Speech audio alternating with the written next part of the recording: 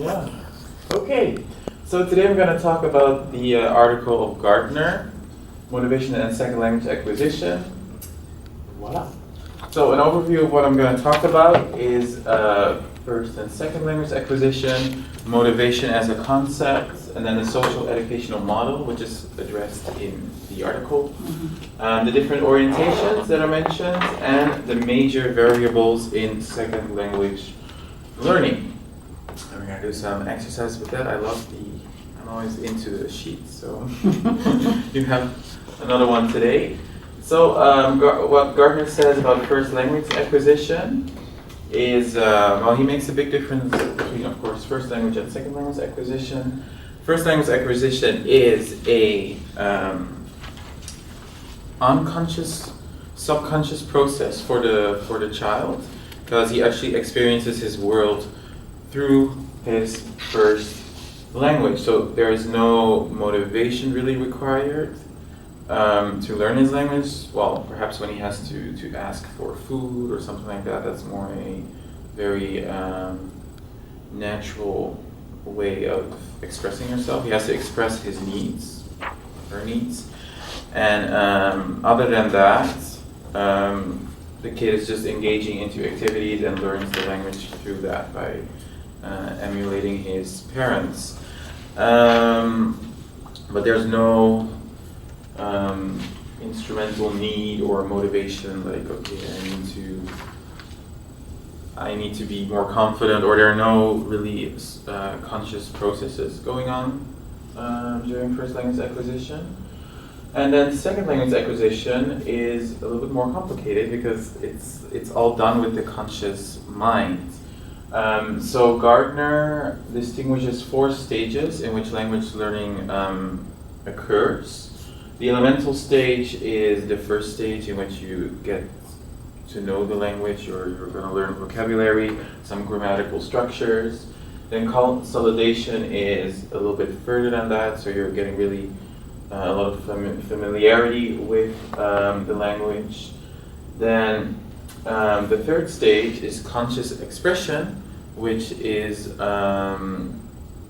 the ability to express yourself in a language, to talk, to use all the grammatical structures, all the vocabulary, and to express yourself with a great mental effort still.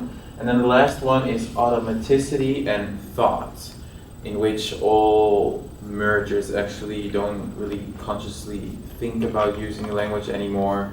And it has become part of the self, so more a self-identification with the language. So what you see here in these 4 stages is that you go from cognition, so a cognitive ability, a conscious process, to an affectionate process, which is more, that you really integrate the language in your system in a way.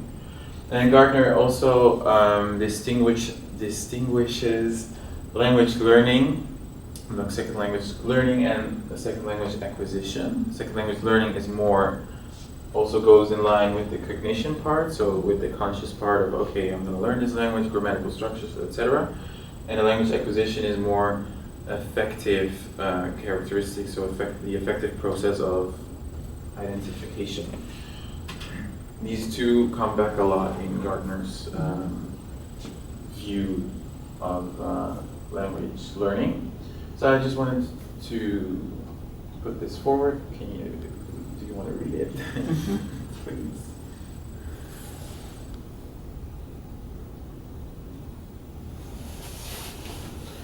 What are your impressions about this citation of Keller? What things are involved in motivation according to this? I see choice, I see goals, degree of effort, a lot of things involved with motivation. We'll talk about that. Interesting citation. So then some characteristics of motivated individuals, motivated learners. I think these are pretty straightforward. Goal-oriented, You want to make an effort in attaining your goal. People who are motivated, they will make that effort to come where they want to be. They show persistence, strong desire. They usually enjoy activities leading to the goal, which is not always the case, of course. Sometimes you just push yourself and you just do it. Their expectation, they have like probably high expectations, or they have real expectations about their success or even failures. They show self-efficacy, so that's that they're actually that achieving their goal is going to make them feel more confident. And they have motives for their behavior. So motives are reasons for acting in a certain way. Then Gardner talks about the social educational model, which is actually based on the observation that second language learning involves cultural adaptation. So again, the story of self-identification with the language you're learning. And learning a language so depends a lot on your openness to acquire these new cultural characteristics or adopting these new cultural adjustments in a way.